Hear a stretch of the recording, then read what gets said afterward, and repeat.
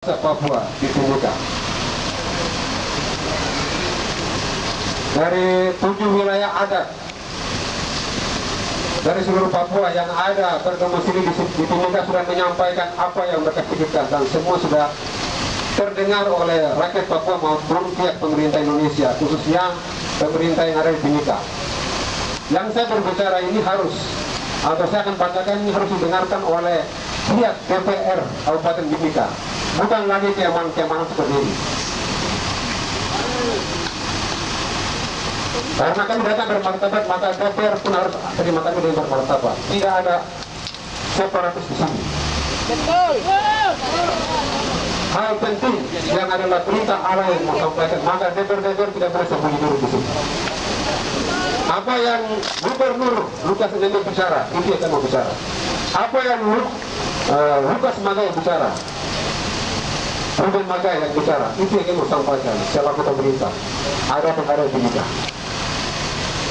Karena kami tahu bahwa rakyat Papua paling mengerti apa yang kami mau sampaikan, apa yang pemerintah Indonesia tahu. Saya akan bacakan. Parlemen Rakyat Daerah Timika. Pernyataan politik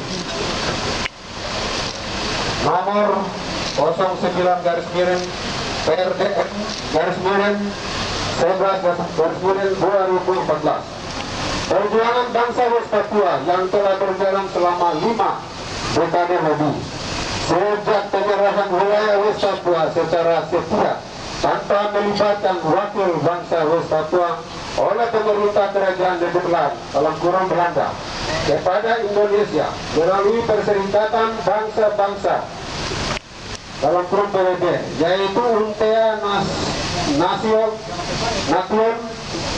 Temporary Executive Authority dalam kurung Untea pada 1 Mei 1963. Kemudian proses penentuan nasib sendiri dalam kurung determination yang seharusnya satu orang satu suara, one man one vote, namun dilanggar oleh Indonesia pada tahun 1969, yang dilakukan dengan cara lokal Indonesia yang dikenal dengan nama Pemungutan Pendapat Rakyat atau PPRA 1969, yang sangat tidak adil dan tidak bermartabat serta tidak sesuai tatanan hukum internasional. Bangsa West Papua terus berjuang mendapatkan dukungan internasional untuk hak penentuan nasib sendiri, self-determination. Tuntutan rakyat Papua selama 52 tahun terus diabaikan oleh masyarakat internasional. 52 tahun wilayah Papua Barat terus diisolasikan oleh pemerintah Republik Indonesia dari pantauan dunia dan masyarakat internasional. Pemerintah terus membuka ruang demokrasi di Papua dan pembatasan terhadap jurnalis asing, lembaga-lembaga kemanusiaan maupun LSM yang bergerak sebagai pemerhati kemanusiaan juga dibatasi. Semua ini dilakukan oleh pemerintah Indonesia untuk menutupi kejahatan negara di Papua Barat selama 52 tahun lebih pelanggaran HAM. Wilayah Papua pernah luput dari pemerkosaan, perampasan, penangkapan, penyiksaan, pemenjaraan, dan diskriminasi rasial dan kejahatan lainnya yang dilakukan oleh negara dari tahun ke tahun terus terjadi di negeri ini. Pembungkaman ruang demokrasi, pembatasan terhadap wartawan asing dan lembaga kemanusiaan lainnya untuk mengunjungi wilayah Papua Barat.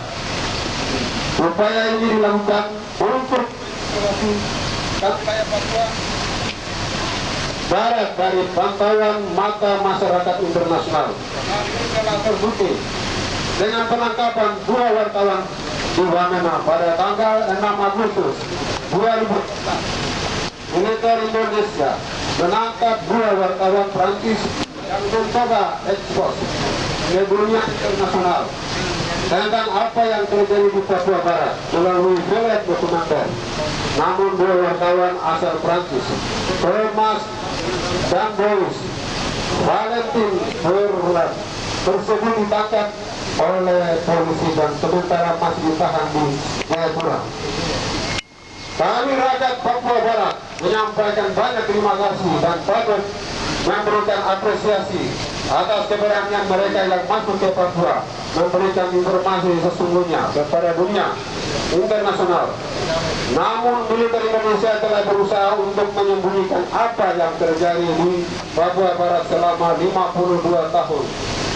NKRI lakukan di Papua Barat dan membungkam kebebasan pers. Indonesia selalu menghentikan wartawan asing masuk, hanya mereka takut wartawan asing melaporkan situasi Papua.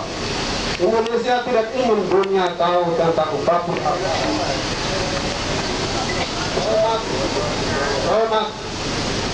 Thomas dan Boris dan Valentin Berland dituduh dengan pasal makar dengan hukuman minimal 5 tahun penjara, dan kasus mereka dari imigrasi dilimpahkan ke kejaksaan untuk melanjutkannya mengikuti proses hukum. Oleh karena itu, demi kebebasan dan keadilan keberlangsungan demokrasi di Papua Barat, rakyat Papua harus memberikan dukungan kepada mereka.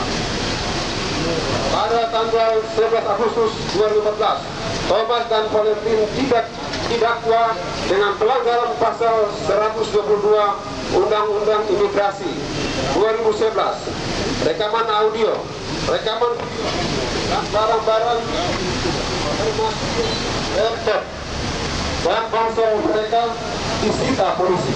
Sejak penangkapan mereka, polisi telah merilis beberapa tuduhan terhadap keduanya. Salah satunya adalah keterlibatan keduanya dengan kelompok-kelompok senjata dari organisasi Papua Merdeka (PAOP).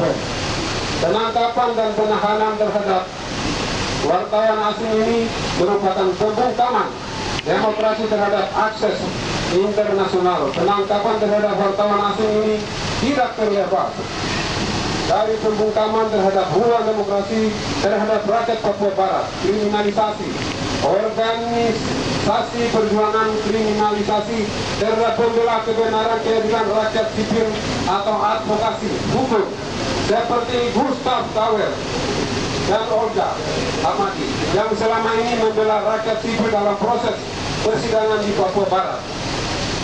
Penahanan kedua jurnalis asing ini itu memperlihatkan kebebasan informasi di Indonesia, khususnya di tanah Papua, sangat tertutup bagi dunia internasional. Penahanan dua jurnalis